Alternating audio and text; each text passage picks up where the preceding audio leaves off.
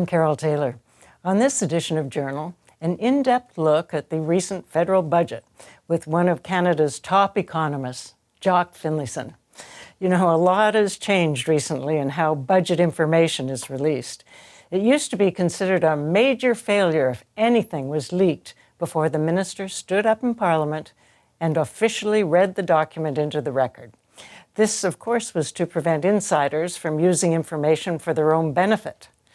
In 1983, Marc Lalonde found himself in hot water because he had let a television crew into his office while the yet-to-be-released budget lay right there on his desk.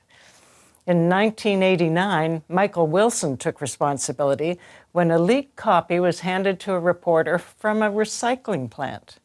Michael didn't resign, but this was recognized to be a serious misstep. Well, not anymore. Now, pre-releasing budget initiatives is regarded as performance art.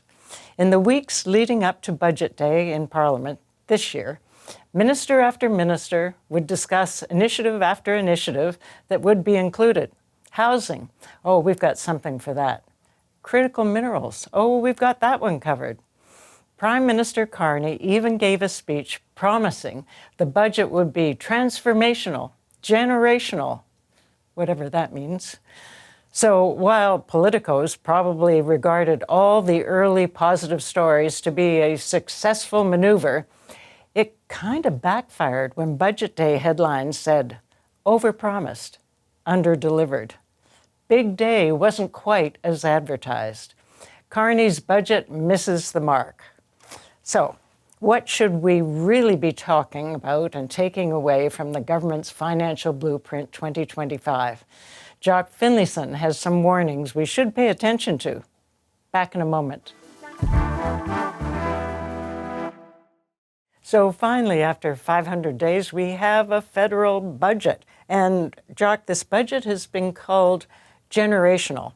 And the only thing that I can see about generational is that, boy, we're building up deficit and debts for the next generation to pay, our kids and our grandkids. Because if you have a bill owing, somebody has to pay. Yeah, well, that much is true. And I'm a little puzzled at the expectations that were set by the Prime Minister and the Minister of Finance in the lead up to the budget. They sort of conveyed this view that this was going to be a transformational budget that would, sort of fundamentally address the sort of structural challenges we have in Canada. And I think there's some good things in the budget, but it falls far short, I think, of being transformational. And yes, the only generational aspect of it that's worth noting is the additional debt that's being built up very kind of rapidly, which will fall on the shoulders of future taxpayers. So there's no way around that. So at a high level, what's your impression of the budget? Well, I'm not quite as critical of it as some of my colleagues, mainly because I think Mr. Carney inherited a big mess from his predecessor. Not only was there a sizable deficit that had been incurred, but he inherited a federal government that has been, I think, increasingly enfeebled in its ability to basically get anything done, despite the enormous growth in the number of employees, 40% increase in the payroll of the Government of Canada under Mr. Trudeau. And more important than that is the fundamental sort of stagnation of the Canadian economy. That is, I mean, people talk about Mr. Trudeau as having governed over a lost decade for the Canadian economy. Maybe that's a little bit harsh, but if you look at productivity, our standing on global rankings of competitiveness, the growth of economic output per person, business innovation, our performance really has been very, very poor in all of these areas and has been for quite a few years. It's not because of COVID.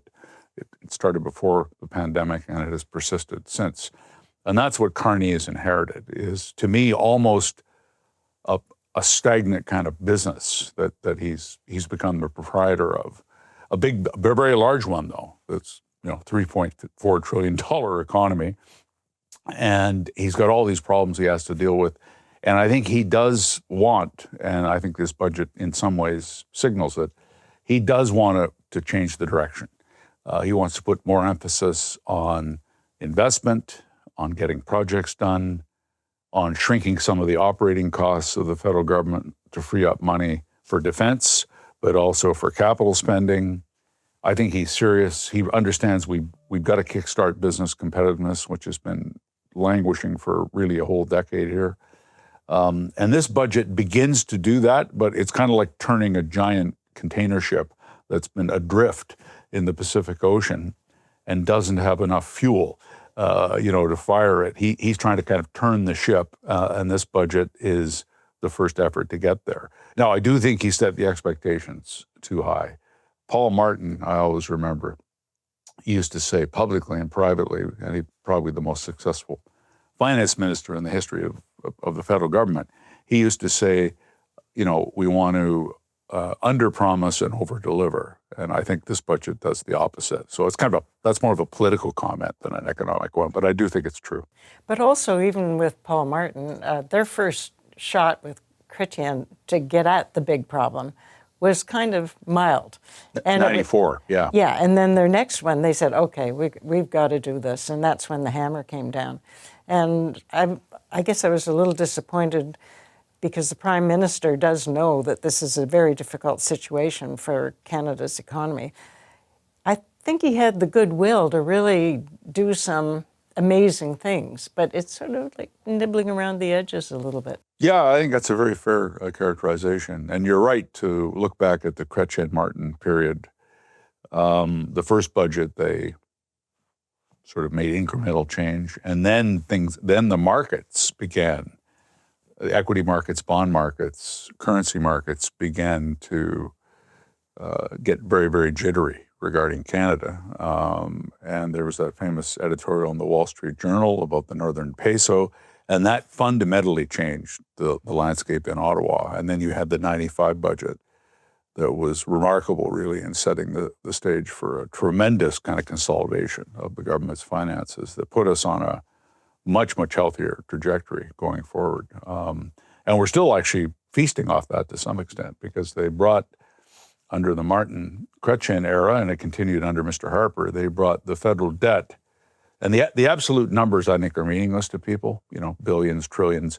The federal debt was about 2/3 the size of Canada's whole economy in 1994. By the time Mr. Trudeau became Prime Minister, it was down to about 30%. By the time he was succeeded by Mark Carney, it was up to 41 or 42% of the economy, and it will kind of remain in that range according to the budget projections. So we've seen a substantial growth in the government debt burden since Mr. Trudeau took office, but we're not back to the sort of catastrophic levels of debt that became almost unmanageable, I think, in the early years of Mr. Chrétien and Finance Minister Martin. So we're not there yet, and we're not going to see I don't think we're going to see a financial market reaction that forces a fundamental change in fiscal policy in Ottawa. Indeed, bond yields have been very well behaved since the budget was brought down. So there really isn't any evidence of that. So looking at the bond market, you're feeling reassured, are you? Well, I think the bond markets, first of all, there's the old phrase that I'm wearing one of, the cleanest of my dirty shirts. And that is kind of what fiscal policy is like for a lot of the advanced economies these days. There's the U.S., which is in total disarray when it comes to fiscal policy. One of the few things that two parties agree on in Washington, D.C. is they don't want to deal with it, right?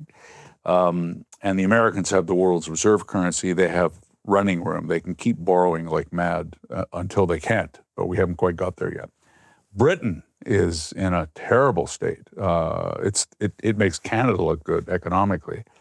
And its fiscal position is really very, very challenging. France, similarly, the French government is now paying higher yields on its debt, or forced to pay higher yields than Italy, which is the first time, and Greece. So, that tells you what the market is thinking of France. We're not, we've had some decline, but we're not in the same boat as those jurisdictions. I'm not sure I feel that comfortable saying, oh, well, we're better than the lot who are really in a mess. But it shapes the way the markets view it. The fixed income markets are the most important public markets in the world, but way more important than the equity markets because the amount they trade is vastly greater. Currency markets are also much, much larger in absolute size. So If you lose the confidence of investors in the fixed income market, you like Argentina has done just in the last year for about the 20th time in their history, you suddenly hit a wall. And we almost got there in 1994, 95, but we're not there. I guess what I'm saying is we're not there today. I don't expect to see. Some people talk like the government is going to be unable to borrow in the next year or two. I frankly don't see that. But it is interesting that Fitch has come out all of a sudden being quite negative about the Canadian budget in particular. And we haven't heard from all of the other rating agencies, but I used to watch them so closely because it affects how much you have to pay to borrow. It does, and they're a bit of a lagging indicator because I look at the bond markets, the behavior of fixed income investors, I think, because the rating agencies come along after you've already seen shifts in sentiment in the market so they're, in some ways, the work they do is almost useless in my view, but it's important as part of the sort of confidence basket, I guess, for any jurisdiction. But I think, Canada is one of the few AAA rated sovereigns in the world. I mean, we're higher than the United States, for example. And you don't could see... we? Well, no, I could see, because of how, we've been a stellar credit for quite some time. Do I think we might see one downgrade? Yes, that would not surprise me. We're going to take a quick break here and then continue looking at some of the specifics out of the budget. Back in a moment. Talking to Jock Finlayson about the recent budget and trying to figure out some of the details.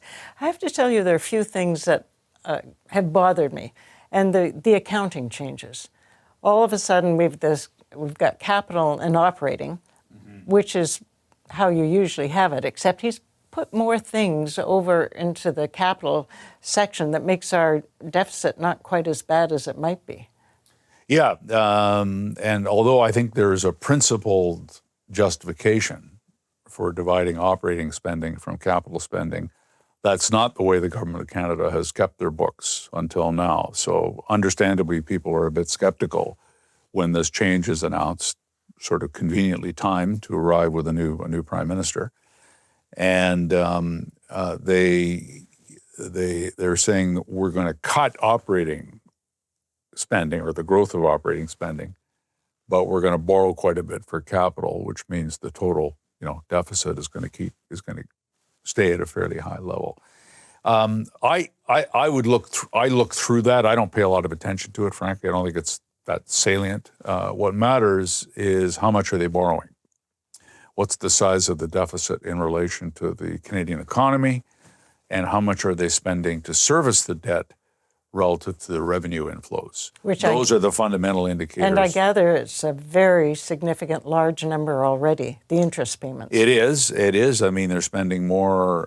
In fact, the change, according to the projections, the increase in interest costs between this year and the end of the decade will be more than the total quantum of interest costs in 2020. Now, we went through the COVID pandemic, which had the effect of driving up the debt very dramatically. So it's a little bit of an unfair comparison. But yes, they're spending more on interest, and that's going to become a feature of the federal budget that's going to limit flexibility going forward. And there's no way around it.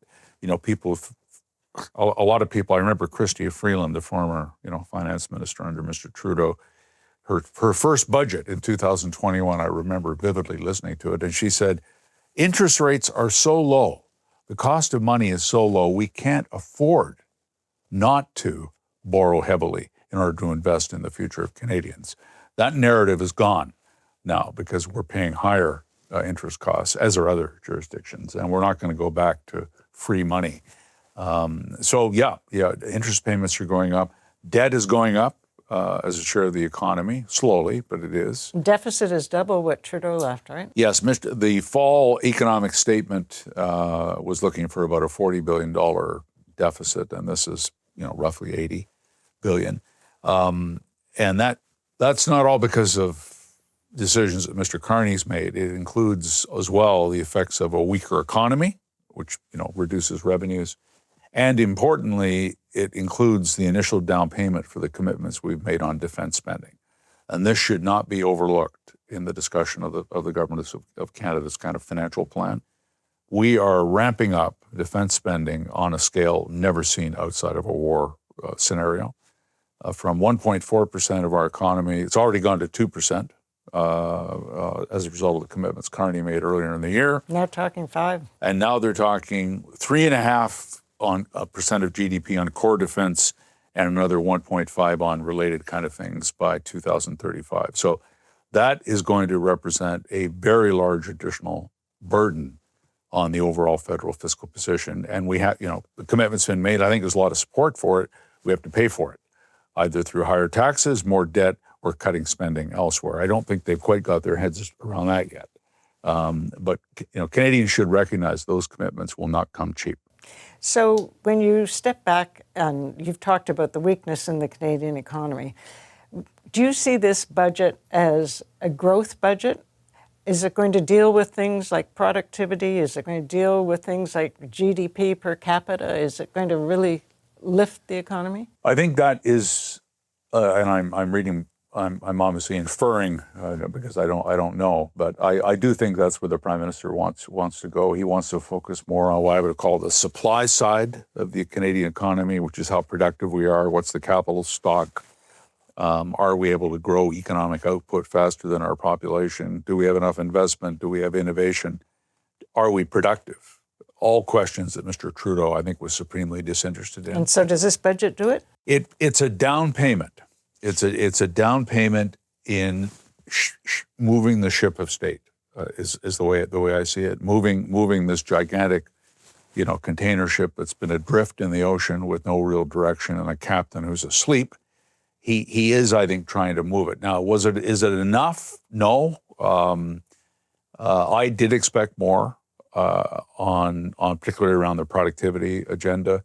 And more to attract business investment, where we're really struggling in Canada. I think Mr. Carney may be hoping that because of his own personal credibility with C-suite executives, global investors, capital markets, and he does have credibility in a way that one doesn't normally see of a Canadian political leader, that he can kind of move incrementally and set a direction, and people will have confidence, and companies will start investing in Canada again. And that's a bet I think he's making, and time will tell whether it's a sound bet. I'm not convinced, but I do believe that's his strategy. So there's another ship that's out there, and that's the BC budget. Sinking. Yes. Well, BC. The federal government has been, I think, poorly managed from a fiscal policy point of view throughout really the entire tenure of Mr. Trudeau. Remember, when he came to power, he had this famous phrase. He ran on a platform and said, we're going to run deficits, like proudly. And secondly, I remember this phrase he used, the deficit will take care of itself, which I never quite understood. BC is a different situation. BC, we had governments, the government you were part of under Premier Campbell, his successor, Christy Clark, the Liberal government, and then the John Horgan government. I would say all three of those, somewhat different personalities, different political stripe in the case of Mr. Horgan, were good fiscal managers of the province. We had budget surpluses some years. If we had deficits, they were small. We had government debt shrinking as a share of the BC economy. Eby has blown all of that up. And in 3 short years as premier, he has dug us into an incredibly deep hole. Why he's done it or how one can justify it, I really can't answer, but we are in a real mess. We've had 2 or 3 credit rating downgrades under Eby, and there's more coming. And I'm much more worried about the BC fiscal situation than I am about the federal one, because we're a province rather than a country. We don't have our own currency. And we had a good record, and it's been eviscerated under this premier. So I think we are really in trouble here. And the economic backdrop isn't very promising on top of that. So I don't see where this government's got a credible strategy to either grow the economy, which is important from a fiscal management perspective, or deal with this gigantic deficit that's opened up, which is now, it's basically, it's gone from balance. I mean, EV inherited a surplus. Now we have roughly a $15 billion deficit. And their political narrative is they blame it on Trump. This all happened, 90% of this happened before Donald Trump returned to the White House. So he's made it worse, yes, but he is not the cause of BC's fiscal mismanagement. The people sitting around the cabinet table in Victoria, they are the cause. And there's another little bomb sitting there because in their financial update, they brought forward all of the revenue that was coming from the tobacco companies that will be paid over many, many years and talked about it as if it's revenue coming in this year. Yeah. Which means next year, nothing. Yeah. So what they did is they took a $2.8 billion tobacco settlement, which I think previous governments would have booked over time because it was meant to cover 18 years. And they, for their own reasons, decided to book all that revenue in this fiscal year. So that revenue helps us this year, and it's gone next year, which means the deficit will be higher. We've just had a collective agreement inked with the largest public sector union that will become the template across the provincial public sector. That's going to have some implications for government spending. And the list goes on. As I sure remember, boy, those wage costs, when you have to deal with them at the end of the year, like they're built in forever. They're not a one-off. It lifts the platform. Yeah. So thank you, Jock. Always enjoy talking to you and appreciate your comments about the budget. We'll be back in just a sec. We all know what living on borrowed time means, but both Canada and British Columbia are now living on borrowed money, a lot of it. In this year alone, British Columbia has announced a deficit of at least $11.6 billion, while Canada, in the recently released budget, predicts the country will be $78.3 billion in the hole. Let me know your thoughts on YouTube. Till next time, I'm Carole Taylor.